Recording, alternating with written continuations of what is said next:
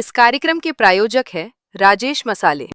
नमस्कार, स्वागत है आपका। आप देख रहे हैं किसने क्या कहा, आपके साथ मैं हूं शबाब। आज के कार्यक्रम में बात होगी अखिलेश यादव के उस बयान की जिसमें उन्होंने भाजपा पर आरक्षण खत्म करने की साजिश का आरोप लगाया है। चर्चा होगी केशव प्रसाद मौर्य के उस जवाब की जिसने यूपी में मुख्यमंत्री की कुर्सी को लेकर नई अटकलें शुरू कर दी। दिखाएंगे वो वीडियो जिसमें ब्रजेश पाठक के बयान को ओम प्रकाश राजभर की बेइज्जती से जोड़कर देखा जा रहा है। बात होगी मायावती से हुई उस मुलाकात की जिसने राजनीतिक गलियारों में नई चर्चाएं शुरू कर दी। साथ ही चर्चा करेंगे कॉकरोच जनता पार्टी की जिसने सोशल मीडिया पर एक डिजिटल तूफान खड़ा कर दिया है। बताएंगे क्यों शरद पवार ने प्रधानमंत्री नरेंद्र मोदी की तारीफ करते हुए कहा है कि देश की प्रतिष्ठा राजनीति से ऊपर है। और आखिर में बात होगी मध्य प्रदेश के पन्ना की जहां पुलिस पर व्यापारी से अवैध वसूली के आरोप लगे। तो चलिए शुरू करते हैं किसने क्या कहा। सबसे पहले खबर समाजवादी पार्टी प्रमुख अखिलेश यादव से जुड़ी हुई। लखनऊ में पत्रकार वार्ता के दौरान भाजपा पर आरक्षण खत्म करने की कोशिशों का अखिलेश यादव ने आरोप लगाया। अखिलेश यादव ने कहा कि भाजपा वो अंपायर है जो गैर बराबरी की लड़ाई को बेईमानी से जीतना चाहता है। क्या कहा अखिलेश ने, जरा सुन लीजिए। भाजपा वो एम्पायर है जो सदियों से चली आ रही इस गैर बराबरी की इस लड़ाई को बेईमानी से जीतना चाहती है। रूल्स में तो बेईमानी कर ही रहे हैं, वहीं डिसीजंस में भी बेईमानी कर रहे हैं। इनकी कोशिश तो कोर्ट रूपी थर्ड एम्पायर को भी मैनेज करने की रहती है। भाजपा नहीं चाहती है कि सबको बराबरी का मौका मिले। वंचित समाज को सदियों से पढ़ाई नौकरी से वंचित रखा गया। भाजपा आरक्षण की उस सीढ़ी को खंडित कर देना चाहती है जिसके सहारे हमारे वंचित लोग सामाजिक सोपानों की सीढ़ियां चढ़ करके समाज को वर्टिकल की जगह हॉरिजॉन्टल बनाना चाहते हैं। अखिलेश का ये बयान साफ संकेत माना जा रहा है कि समाजवादी पार्टी आने वाले चुनाव में सामाजिक न्याय और आरक्षण को बड़ा मुद्दा बनाने जा रही है। अब बात उत्तर प्रदेश के उप मुख्यमंत्री केशव प्रसाद मौर्य की, जिनसे जब पूछा गया कि क्या वो मुख्यमंत्री बनना चाहते हैं तो उन्होंने दबी जुबान में कहा कि अगर मौका मिलेगा तो जरूर बनना चाहेंगे।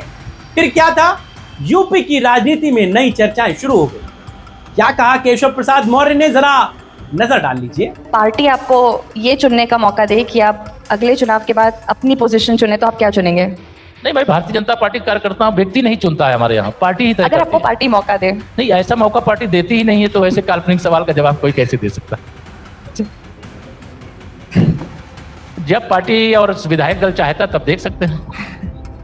ऑडियंस मुख्यमंत्री या कुछ भी बनने के लिए अगर राजनीति में है तो कुछ बनाने की अगर बात आएगी तो जरूर बनना चाहेंगे। मुख्यमंत्री या कुछ भी बनने के लिए अगर राजनीति में है तो कुछ बनाने की अगर बात आएगी तो जरूर बनना चाहेंगे, लेकिन ऐसा पार्टी हमारी तय करती है। विधानसभा में जो चुन करके आते हैं वो विधानमंडल दल के सदस्य तय करते हैं। इसलिए ये सवाल भी आपका जरा ऐसा सवाल है जिसका जवाब देना मुश्किल रहता है, लेकिन मैं जवाब कोई सवाल आता है तो जरूर देता हूँ। केशव प्रसाद मौर्य की इस बयान के बाद लोग मीडिया पर लिखने लगे, दिल में सीएम जुबान पे संगठन, और सवाल यही कि ये सिर्फ एक सामान्य सा जवाब था या फिर केशव प्रसाद मौर्य का कोई बड़ा राजनीतिक संकेत। एक कार्यक्रम में ब्रजेश पाठक ने ओम प्रकाश राजभर पर तंज कसते हुए कहा कि ये तो पहले ऑटो चलाते थे। वीडियो वायरल होते ही सोशल मीडिया पर बहुत सारी चर्चाएं शुरू हो गई। कहा यह जाने लगा कि क्या सहयोगी दलों को बीजेपी में बराबरी का सम्मान नहीं मिल रहा है?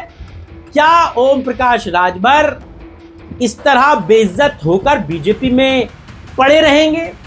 क्या कहा ब्रजेश पाठक ने, जरा सुन लीजिए। चले जाओ, गाड़ी ब्रेक लेने की जरूरत नहीं है। हम पढ़ते थे तब, माननीय मुख्यमंत्री जी, गाड़ी पर लिखा रहता था गति सीमा 40 किलोमीटर। बोलो ना ओम प्रकाश जी, आप भी तो टेम्पू चलाते थे।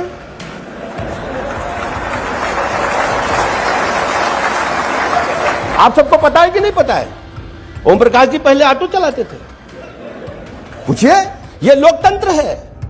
जनता जिसे चाहेगी वो यहां बैठेगा, और जनता के आशीर्वाद से कोई पूंजीपति नहीं, कोई उद्योगपति नहीं, किसी बड़े बाप का बेटा नहीं, गरीब का बेटा बैठ करके देश को प्रदेश को चलाने का काम करता है। ये लोकतंत्र की ताकत। ये पहला मौका नहीं था जब राजभर को या उनके परिवार के किसी व्यक्ति को इस तरह अपमानित होना पड़ा। इससे पहले भी ब्रजेश पाठक ओम प्रकाश राजभर के बड़े बेटे अरविंद राजभर को नाक रगड़ कर माफी मंगवा चुके। इस तरह के बहुत सारे वीडियो और चर्चाएं अपने पियर का चाचा को लेकर चर्चित रहती हैं।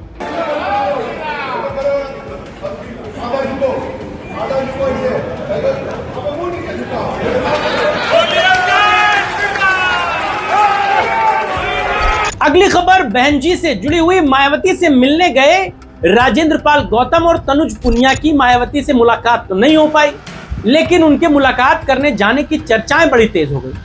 मायावती उनसे नहीं मिली, बहन जी से मिलना इतना आसान नहीं होता, ये बात इनको पता थी। फिर सवाल उठ रहा है कि सिर्फ शिष्टाचार मुलाकात के नाम पर ये लोग वहां गए क्यों? इनसे किसने कहा था कि आप बहन जी से जाकर मिलिए और गठबंधन पर चर्चा की? हालांकि मुलाकात के बाद तनुज पुनिया अपनी सफाई देते जरूर नजर आए। क्या बोले तनुज पुनिया, सुन लीजिए। कि कांग्रेस पार्टी कार्यालय में मीटिंग हुई थी एससी डिपार्टमेंट की, जिसमें राजेंद्र पाल गौतम जी और तमाम सामाजिक संगठनों के लोग और एससी डिपार्टमेंट के पदाधिकारी मौजूद थे। उसमें मायावती जी की स्वास्थ्य के बारे में चर्चा हुई। तो जब वहाँ से निकले, बगल में माननीय मायावती जी का आवास था, तो राजेंद्र पाल गौतम जी ने कहा कि समाज की हमारी सीनियर नेता हैं, उम्र भी 70 साल के ऊपर लगभग हो गई है, तो उनका हालचाल और स्वास्थ्य की जानकारी लेने के लिए एक जनरल विजिट हम लोगों ने बिना किसी पुरानी पहले से फ़ोन किए हुए या किसी से पूछे हुए वहाँ बस इन जनरल पूछा, अगर व्यस्त नहीं है तो 2 मिनट उनसे हालचाल हो जाए। इसी जनरल विजिट थी, इसका और कोई मतलब नहीं था, ना किसी ने कुछ कहा था हमसे कहने के लिए। लेकिन क्योंकि हमारे समाज की, दलित समाज की एक बहुत बड़ी नेता है, तो उनसे हालचाल लेने के लिए माननीय राजेंद्र पाल गौतम जी के साथ हम लोग गए थे।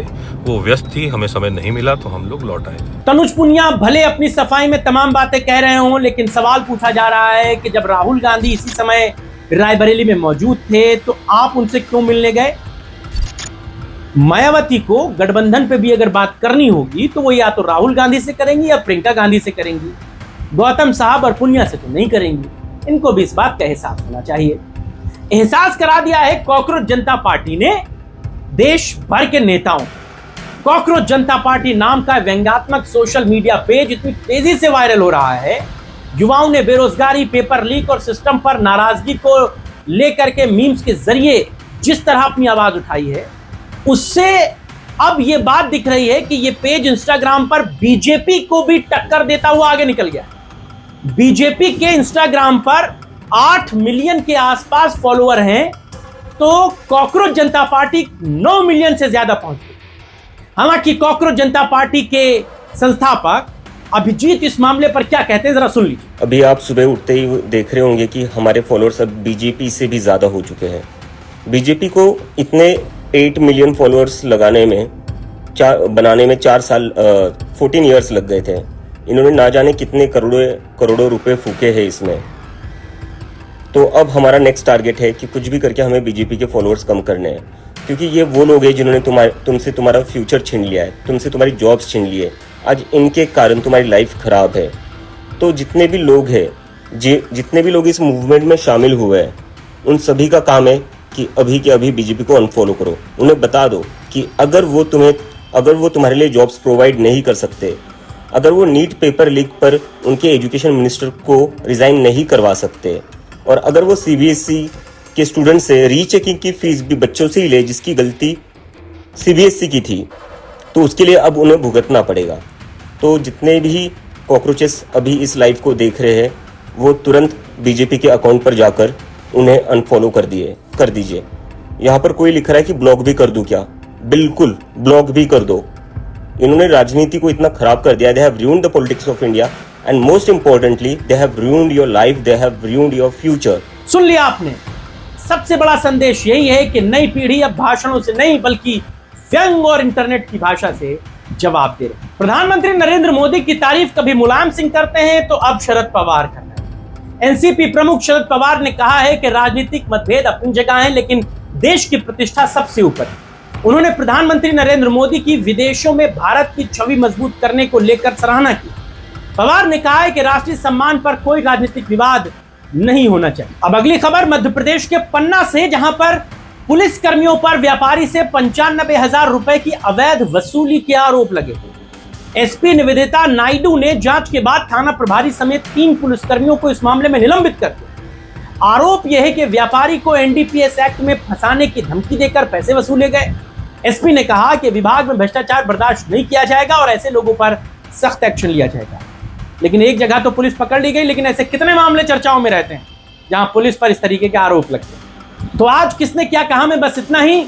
तो आज हमने देखा कि कहीं पर आरक्षण को लेकर सियासत हुई, तो कहीं मुख्यमंत्री की कुर्सी पर संकेत हुए, कहीं मंच पर सहयोगियों की किरकिरी हुई, तो कहीं मीम्स ने राजनीति को चुनौती दे दी। फिलहाल आप देख रहे थे किसने क्या कहा। इस वीडियो को बनाने में मदद की हमारे सहयोगी सुशील कुमार ने। मुझे और मेरी पूरी टीम को दीजिए इजाजत। नमस्कार।